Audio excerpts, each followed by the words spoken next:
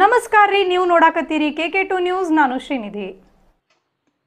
ರಸ್ತೆ ಅಗಲೀಕರಣಕ್ಕೆ ಮುಂದಾದರೆ ಉಗ್ರ ಹೋರಾಟ ಹಮ್ಮಿಕೊಳ್ಳಲಾಗುವುದು ಎಂದು ದಲಿತ ಮುಖಂಡ ಬಸವರಾಜ ಸಿದ್ದಾಪುರ ಹೇಳಿದ್ದಾರೆ. ಉಪ ತಹಶೀಲ್ದಾರ್ ಅವರಿಗೆ ಮನವಿ ಸಲ್ಲಿಸಿ ಮಾತನಾಡಿದ ಅವರು, ಅಯ್ಯನಗುಡಿಯಿಂದ ತೆಪ್ಪಕ್ಕೆ ಹೋಗುವ ರಸ್ತೆ ಅಗಲೀಕರಣಕ್ಕೆ ಅಧಿಕಾರಿಗಳು ಮುಂದಾಗಿದ್ದು ಇದು ಕಾನೂನು ಬಾಹಿರ ನಿರ್ಧಾರವಾಗಿದೆ. ನಕ್ಷೆ ಪ್ರಕಾರ ಇಲ್ಲಿ ಯಾವುದೇ ರಸ್ತೆ ಇಲ್ಲ.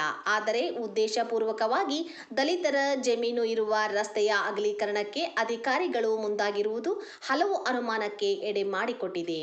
ನೂರಾರು ದಲಿತ ರೈತರ ಜಮೀನು ಈ ರಸ್ತೆಯಲ್ಲಿದ್ದು ಅದನ್ನು ಅಗಲೀಕರಣ ಮಾಡುವ ನೆಪದಲ್ಲಿ ದಲಿತರ ಜಮೀನಿನಲ್ಲಿ ರಸ್ತೆ ನಿರ್ಮಾಣಕ್ಕೆ ಮುಂದಾಗಿದ್ದಾರೆ. ಜಿಲ್ಲಾಧಿಕಾರಿಗಳು ಕೂಡಲೇ ರಸ್ತೆ ಅಗಲೀಕರಣಕ್ಕೆ ತಡೆ ನೀಡಬೇಕು. ಒಂದು ವೇಳೆ ಅಗಲೀಕರಣ ಮಾಡಲು ಮುಂದಾದರೆ ಉಗ್ರವಾದ ಹೋರಾಟ ಹಮ್ಮಿಕೊಳ್ಳುತ್ತೇವೆ ಎಂದು ಎಚ್ಚರಿಸಿದರು. ಗುರುವಾರ ಅಧಿಕಾರಿಗಳು ಸರ್ವೆ ಮಾಡಲು ಬಂದಿದ್ದರು.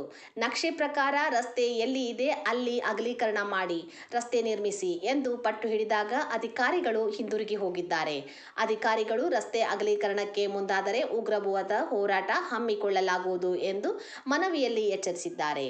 ಈ ವೇಳೆ ದಲಿತ ಮುಖಂಡರಾದ ಬಸವರಾಜ ಸಿದ್ದಾಪುರ, ಗುಂಡಪ್ಪ ಚಲವಾದಿ, ಗ್ರಾಮಸ್ಥರಾದ ಸುರೇಶ್ ಹೊಸಮನಿ ಇನ್ನಿತರರು ಇದ್ದರು. ಸುದ್ದಿ ಇಷ್ಟ ಆದು ಅಂದ್ರೆ ಸಬ್ಸ್ಕ್ರೈಬ್ ಬಟನ್ ಒತ್ತಿರಿ. ಅಲ್ಲಿ ಕೆಂಪನ್ ಬಟನ್ ಐತೆ ನೋಡ್ರಿ, ಅದೇ ಗುಡಿ ಒಳಗಿನ ಗಂಟೆ ಹಂತದೊಂದು ಬಟನ್ ಐತೆ ನೋಡ್ರಿ, ಅದನ್ನು ಪ್ರೆಸ್ ಮಾಡ್ರಿ. ಎಲ್ಲಾರ್ಕಿನ್ನ ಮೊದಲ ಸುದ್ದಿಗಳು ನಿಮ್ಮನ್ನೇ ಮುಟ್ತಾವ್ರಿ. ಚಲೋ ಅಲ್ಲೇನ್ರಿ? ನಿಮ್ಮ ಬಳಗದಾಗ ಎಲ್ಲರಿಗೂ ಕಳಿಸ್ತೀರ, ಹೌದಲ್ರಿ? ಧನ್ಯವಾದಗಳು.